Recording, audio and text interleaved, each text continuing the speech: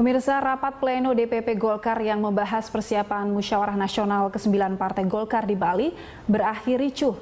Mantan Ketua Umum Angkatan Muda Partai Golkar Yoris Raweai meminta rapat dihentikan. Rapat pleno dinilai tidak sah karena hanya dihadiri oleh sekelompok orang yang dianggap memiliki kepentingan pragmatis. Dan untuk mengetahui alasan rapat pleno berujung kisruh ini, kita telah tersambung melalui telepon dengan Ketua Departemen Eksekutif dan Yudikatif DPP Golkar, Lamhot Sinaga. Pak Lamhot, selamat malam. Selamat malam. Ya, Pak Lamhot, apa alasan mendasar rapat pleno tadi berakhir dengan ricuh, Pak? Rapat pleno yang tadi dimulai jam 4 itu sebenarnya di dalam sendiri pun sudah berlangsung sangat panas ya. Karena ada dua kubu di dalam rapat pleno itu, di mana pengurus yang pro perubahan dan pengurus yang pro Abu Rizal Bakri. Ya. Nah, kita pengurus yang pro perubahan itu mempertanyakan beberapa hal terhadap keputusan-keputusan yang kita anggap sangat serampangan gitu. Keputusan-keputusan yang selama ini diambil oleh kelompok Abu Rizal Bakri dengan menghalalkan segala cara. Inilah yang menjadi keprihatinan kita di dalam rapat tadi, sehingga rapat pleno itu sangat panas, sangat beradu argumentasi, dan Pak Ical kelihatannya ingin memaksakan kehendak gitu.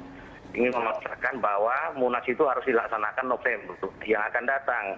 Sementara kita berpikiran landasan konstitusi pelaksanaan Munas November yang akan datang itu sangat lemah.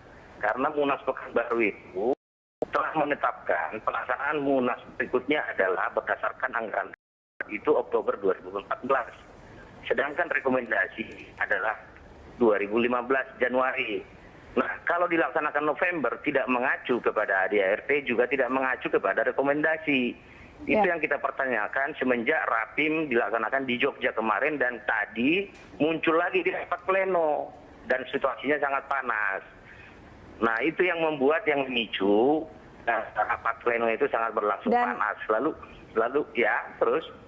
Ya, dan Pak Lamhot, Pak Yoris ada di kantor DPP Partai Golkar dengan membawa 50 massa. Tujuan untuk apa, Pak? Dengan tujuan apa? Saya kira itu kan kader kita yang selama ini sudah resah terhadap kepemimpinan Abu Rizal Bakri. Mereka sudah sangat resah, proses pengambilan keputusan itu tidak berlandaskan konstitusi.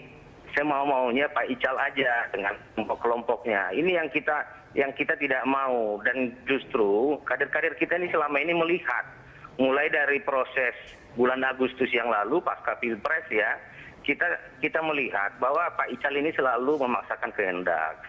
Tidak memimpin partai yang besar seperti Golkar ini dengan cara-cara yang baik dan demokratis gitu. Dan kemudian kita juga melihat bahwa ini syarat kepentingan, ingin memuluskan supaya Pak Ical ini kembali terpilih sebagai ketua umum di Munas yang akan datang dengan cara aklamasi. Sehingga mobilisasi-mobilisasi terhadap daerah, meminjam mulut para teman-teman di DPD provinsi untuk melegitimasi niat jahatnya Pak Ical gitu. Ini yang kita tidak bisa biarkan. Nah, oleh karena itu saya kira beberapa kader-kader ya. Rapat tadi tidak dilanjutkan ya, Pak ya?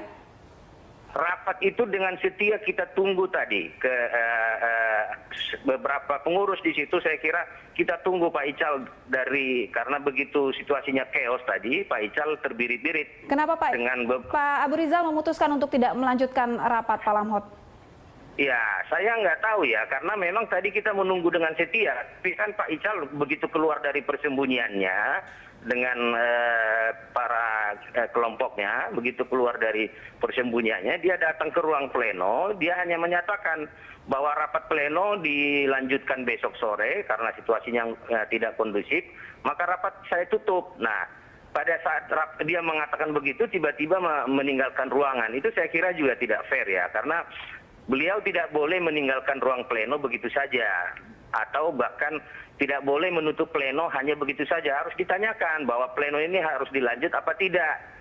Harus mendengarkan suara-suara daripada pengurus. Tiba-tiba beliau main ketok bahwa pleno sudah ditutup dan meninggalkan ruangan. Ini cara-cara yang tidak bertanggung jawab saya kira. Lagi pula kalau besok dilaksanakan pleno hari Selasa, apakah memang masih sama apakah membuat dia lebih objektif atau tidak kan nggak ada jaminan, sehingga tidak perlu harus diulur-ulur, tidak perlu harus ditunda. Nah oleh karena itu tadi teman-teman pengurus banyak yang mendesak supaya pleno diambil alih, dipimpin oleh Wakil Ketua Umum Agung Laksono. Tapi setelah Agung Laksono berkonsultasi, jika besok dilanjutkan rapat kembali, ada gerakan kembali dari MPG dan Pak Yoris kira-kira? Saya kira semua kader ya, baik pengurus yang pro perubahan, juga kita yang non pengurus, kira akan bergerak terus untuk memperjuangkan partai ini gerak sesuai dengan yang konstitusional gitu. Jadi sampai kapanpun, jangankan sampai kapanpun, sampai kebenaran itu ditegakkan.